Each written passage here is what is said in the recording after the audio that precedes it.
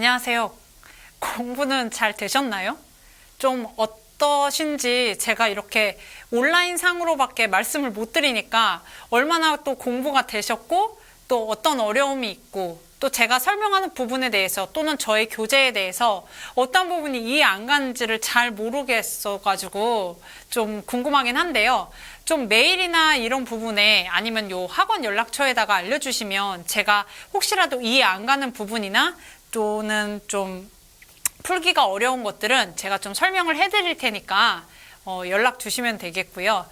우리가 저번 시간까지는 매수인 의무 또 구제권까지 다 배웠습니다. 이제 비엔나 협약의 막판까지 거의 왔는데요. 오늘 하는 부분까지 배우시면 비엔나 협약은 완료가 되시고요. 비엔나 협약은 제가 좀 마지막 부분에 협약 부분에서 좀 영문 이런 거 해석 부분에 있어서 중요한 부분은 좀 발췌를 해서 여러분들에게 강의를 조금 더 해드릴 테니까 걱정하지 마시고 이 기본적인 이론부터 잘 숙지해 놓으시길 바랍니다. 그래서 마지막에 매도인과 매수인의 공통 규정이 있습니다. 조항은 이렇게 되어 있고요. 이행 기전의 계약 위반과 분할 이행 계약, 그리고 74조, 77조. 여기는 거의 중요하다고 보시면 되는데요. 손해배상이 있고 이 손해배상 74, 75, 76, 77조가 있습니다.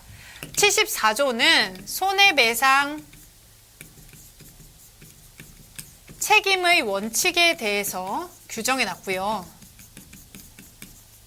75조는 대체 거래 시의 손해배상에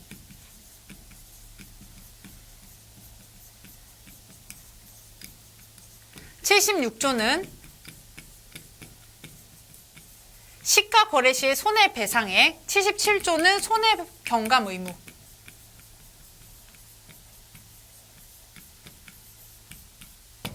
이렇게 있습니다. 그러면은 그 뒤에서 보게 될 거고요. 계약 해제 효과, 물품의 보관. 아까 물품의 보관은 어디서 살짝 보셨죠? 물품의 보관은? 아까?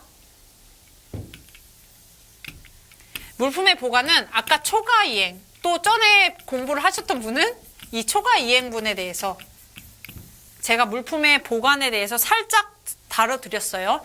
예를 들어서 초과 이행에서 이 초과 이행분에 대해서 초과된 수량의 물품에 대해서 매수인이 무조건 수령을 할 필요는 없죠. 거절을 할 수 있고 이 거절을 했을 때 4가지 요건이 충족되면 물품을 보존할 수 있는 의무가 있다고 했어요. 이따 한 번 더 제가 그 강의를 해드릴게요.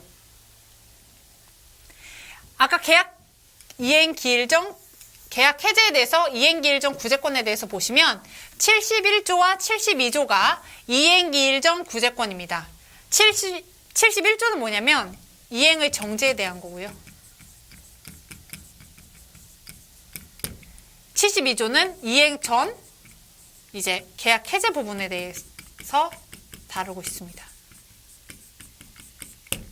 이행의 정지란 건 뭐냐면 예를 들어서 매매 당사자가 계약을 체결했습니다. 근데 상대방이 좀 신뢰성에 알고 보니까 중대한 결함이 있는 거예요. 신뢰성에 중대한 결함이 있거나 또는 뭐 계약 이행 준비 과정에서 어느 정도 기간을 두고 예를 들어서 매수인이 매도인에게 연락을 계속하죠. 예를 들어 인도기일이 5월 15일 아까처럼 5월 15일이면은 한 1월 달부터 연락을 하는 거예요. 물품은 잘 생산되고 있습니까? 물품은 뭐 운송 계약을 체결하셨습니까?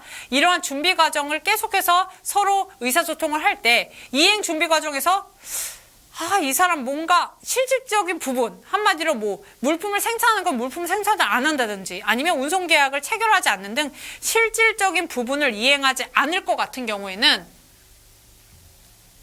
그게 그리고 정확히 명백해야 되겠죠? 명백할 경우에는 이행을 정지할 수 있습니다.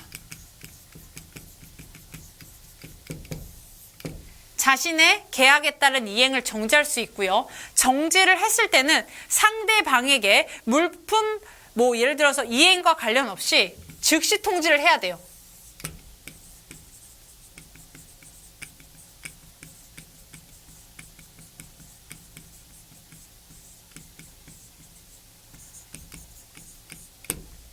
즉시 통지를 해야 됩니다. 내가 상대방이 이행을 정지했어요. 이행을 정지하면 나는 상대방에게 나는 이행을 정지했다라고 꼭 즉시 통지를 해줘야 됩니다. 이건 의무예요, 의무. 근데 비엔나 협약에서 보면 이게 지금 물품에 대해서 좀 나와 있어요. 물품 발송.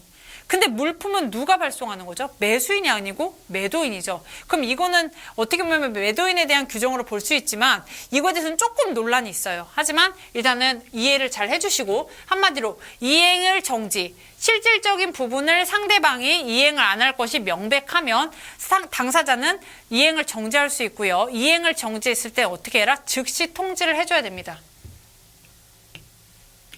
근데 예를 들어 매도인의 입장에서 보면 매도인이 이러한 실질적인 부분의 불이행이 명백한 경우라고 했는데 이 명백하게 되기 전에 이미 물품을 발송을 했어요. 물품을 발송하면 이제 매수인이 받을 준비하고 있겠죠. 근데 예를 들어서 어떠한 신용장 거래라든지 하는 경우는 물품이 오기 전에 뭐부터 갈까요? 아까 제가 얘기해 드렸는데 무역계약은 대부분이 선물이죠. 선물 거래예요. 선물 거래. 그러면 물품이 가기 전에 서류부터 가겠죠. 아까 말씀드린 게 뭘까요? 전에 말씀드린 거 BL. 그쵸? 서류를 먼저 매수인이 가지고 있어요.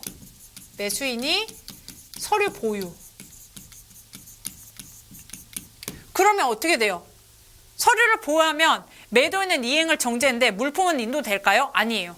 아무리 매수인이 서류를 이러한 물품이 화체된 중요한 서류를 보유하고 있더라도 매도인이 목적지에 도착해서 물품이 매수인에게 인도되는 것을 중지시킬 수 있습니다. 이해 가셨죠? 매도인이 물품을 발송을 이미 했더라도 이행을 정지할 수 있다는 걸 꼭 기억하시고 설사 매수인이 물품과 관련된 서류를 보유하고 있더라도 상관이 없습니다. 객관식 문제에서 분명히 이런 문제가 나올 거예요. 만약에 이행 정지에 관련된 문제에서 매수인이 물품이 이미 발송되었고 매수인이 그와 관련된 서류를 보유하고 있는 경우에는 이행을 정지할 수 없다. 이러면 맞는 거다, 틀린 거다? 틀린 거다. 이렇게 기억하고 있으면 됩니다. 72조는 보시면 예를 들어서 계약을 이행하기 전에 보니까 본질적 위반을 범할 것이 너무 분명해요. 그러면 어떻게 되느냐? 계약을 해지할 수 있습니다. 정말 본질적 위반에 해당되는 사유가 발생되면 상대방은 이행 기일 전에 계약을 해지할 수 있습니다.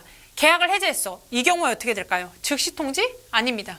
시간이 허용되면 통지. 좀 더 엄격한 거예요.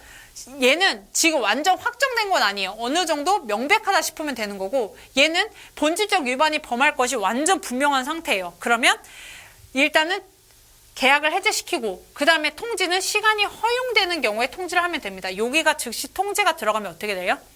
이렇게 되면 틀린 답안입니다. 이해 가셨죠? 그래서 제가 아까 말씀드렸다시피 이행정지건보다 좀 더 엄격한 기준이 적용된다는 거. 근데 여기에 전제가 있어요. 예외사항이 있죠. 일종의. 예외가 뭘까요? 상대방이 통지를 했어요. 통지를 해서 나는 이행을 정지시켰어. 너가 왠지 계약에서 실질적인 부분을 이행하지 않을 것 같아. 아니면 너가 본질적인 위반을 범할 것 같아서 너를 믿지 못해. 그래서 나는 이행을 정지하거나 계약을 해제했어.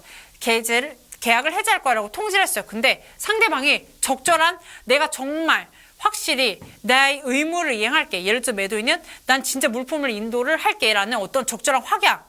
예를 들어서 운송 계약 체결서를 뭐 보내주거나 아니면 물품이 완성됐다라는 어떤 사진을 보여주거나 매수인 같은 경우는 뭐예요? 나는 LC 개설을 했다. 예를 들어서 무역금융을 받아서 이미 대금 지급할 준비가 되어 있다는 적절한 확약을 적용 시 의무를 계속해야 돼요. 한마디로 이행을 정지하면 안 되고 계약을 해지하면 안 돼요. 상대방이 적절한 확약을 적용할 경우. 이해 가셨죠? 그리고 세 번째 73조 여기 되겠구나. 분할 이행 계약의 해제에 대해서 보실게요. 분할 이행은 뭘까요?